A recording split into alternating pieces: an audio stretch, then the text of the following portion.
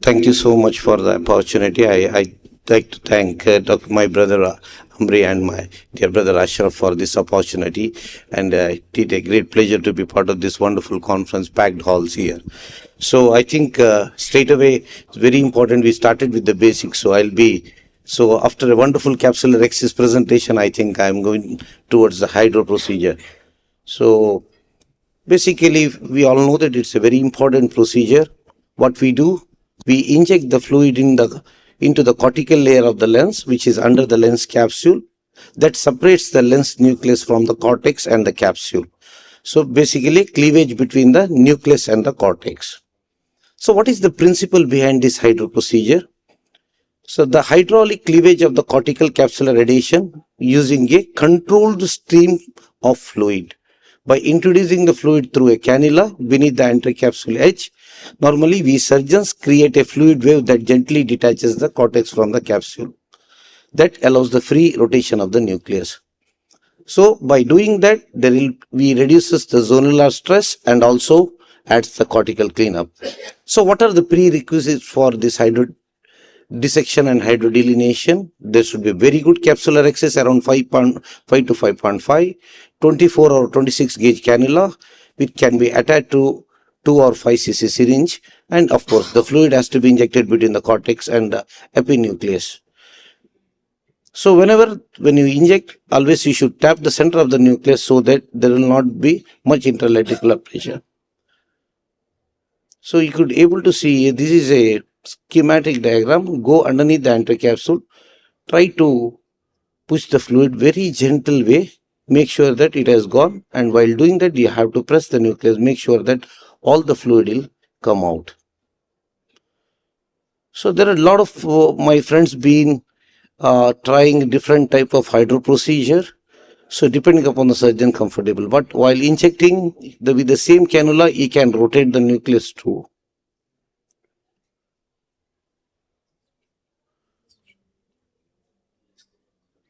Again, when you do the capsular axis, make sure that you need to find out what kind of cataract, whether the patient is having a posterpolar cataract or posterior subcapsular cataract. Then depending upon that, then you can continue with this hydro procedure. So as our previous speaker said, that this is a case of a mature cataract. See, when you're putting the surgeon was not really realizing how much fluid has to be injected, then you land up with there is iris problem. So always whenever you are injecting, you need to have a very, very controlled manner. If you can see here, this is a mechanism of hydro procedure. See, when you inject it, it go behind, the BSS will go behind, then there will be increase in the intraocular pressure, then antechamber becomes shallow, that causes the prolapse of the iris. So always when you're doing the hydro procedure, one side with the help of the cannula, you have to, I think, put the pressure over the central nucleus so that the fluid will come out. So why hydrodissection? Because it's very easy of the rotation of the nucleus. Normally, you have to, of course, everybody does the phaco through the main wound. Then it gives a very easy for the surgeon to do the very good chopping. And I think he can rotate the nucleus very easily. Some of my friends, even they don't do hydro also, but what they think that while doing the phaco, only the amount of fluid which goes inside the bag, that itself will make the hydro. But I don't agree with that. So coming to the cortical cleanup, which is described by the Howard file, of course, cleave the cortex from the lens capsule and thus leave the cortex which is attached to the epinucleus. Very, very important. So especially this is like a cortical cleanup. Helpful in a pediatric cataract, you need to do the multi-quadrant. So while doing the cortical cleanup, very important two-step. So anterocapsule is elevated away from the cortical matter with the 20 gauge blunt cannula. The cannula maintains anterocapsule in the tentative position in the injection site near the lens equator. So most of the cases, I think this all video presentation is much important. So cortical cleanup, doing with the hydro dissection. See, sometimes when you're doing the phaco, there is some amount of the cortical fibers which is attached to the PC. Then you need not have to worry for that. Rather, you go with directly with the cleanup, you can do it. See here, while doing the phaco, I think surgeon is almost taking out most of the cortical matter. So if we can see here, the whatever the remaining cortex is there, I think while doing the hydro, still the amount of the small nucleus fiber that can come out. So this is a case of a post-polar cataract. I'm just showing you. See, here this is sort of some bent cannula. The surgeon is trying to go underneath the anticapsule and try to inject, and you could able to see the hydro procedure.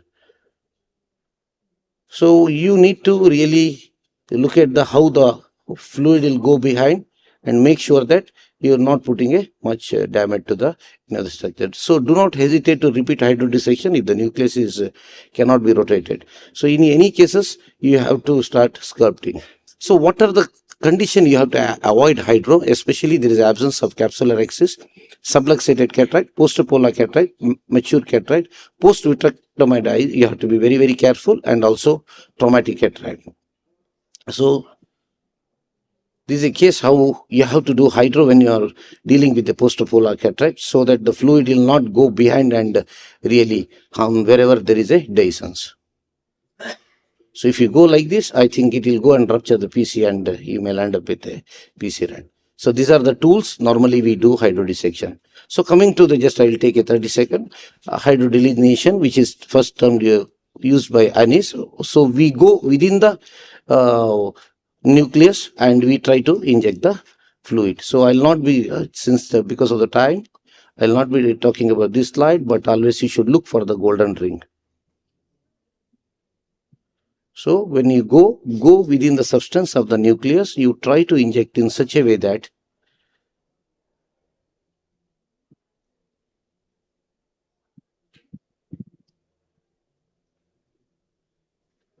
so entire fluid will go and it separates. So the whatever the cortex left behind, that acts as a cushion. I'll just take a 30 second. I'll take a 30 seconds only, just one video left behind. Yeah. So you should repeat. So this is how you should look for the golden ring, then you can rotate the nucleus. So you can go to the any depth also, so that you can do the complete hydrodissection. So I'll be skipping. So what are the complications? There might be capsular block syndrome, zonal dialysis, and incomplete separation. So in summary, vital maneuvers enhances the mobility of the nucleus, that facilitates the safe manipulation during the fake emulsification, that minimize the intraoperative complication. So precaution, gentle injection, decompress the bag, avoid in post-polar cataract. Very important. Hydro procedure that helps in optimizing the cataract surgery, cortical cleaving hydrodissection for rotating the nucleus to desired position, ease of cortical cleanup, and that reduces the complication. Hydrodelineation, very helpful, that rotates the endonucleus, creates a protective cushion for the procedure to do. I thank the entire Myom family this wonderful opportunity. Thank you, one and all.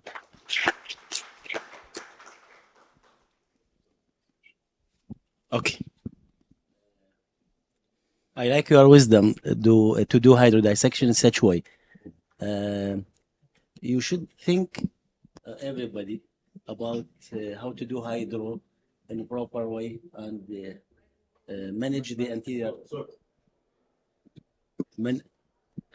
managing anterior chamber depth, and the type of cataract and the fluid that go behind the lens.